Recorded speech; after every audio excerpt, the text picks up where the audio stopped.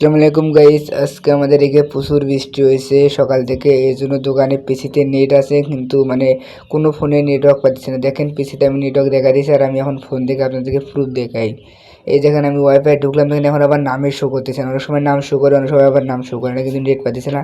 এই জন্য একটা বাস নিয়ে এলো, বাসটা দিয়ে আমি চললাম। আমি পাতলা মানুষ, এই জন্য আমি চলছি। চলে দেখি বাইরে বাইরে জঙ্গল, কি তার জঙ্গলের অবস্থা দেখে তো আমি অবাক। এরপর জঙ্গলগুলো চাকু দিয়ে কাটলাম, একেবারে ভালো করে কাটতেছি। এই গাছগুলোর জন্য অনেক সমস্যা হয়।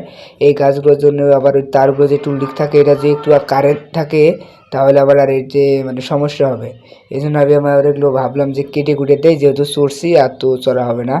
এরপর আমি কেটে কুটে বাঁশের টেপ টুপ দিয়ে দিচ্ছি। মামা বললো আবার কোনোটা খুলে দাও, পরে কোনো দিয়ে মামা ঘুরাই দিচ্ছে, পেঁচ লেগে আছে। ওই জায়গাটা আমার প্রচুর পেঁচ ধরে গেছে। পরে মামা ভাবলো যে এমনিতেই হালাই দেই, কিন্তু পরে দেখে গুনার জন্য আর হলো না। পরে আবার ওইটা ঠিকঠাক করে দিতেছি, ওই যে পেঁয়াজ খুলতেছি। আমি আবার ভিডিওর স্পিড বাড়াই দিছি, যাতে আপনাদের বিরক্ত না হয়।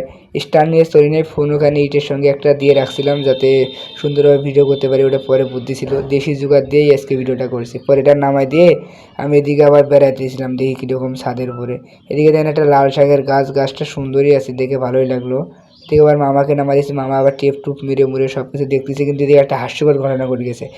উপরে থাকার নেট পায় নাই, যে নিচে নামাইছে নামার সঙ্গে সঙ্গে নেট পাইছে। পরে আবার মামা ওই রকমই আবার নাগাই দিল সব কিছু দিয়ে, এবার পরে পলিথিন দিছি। দেখেন কত সুন্দর এখন হয়েছে।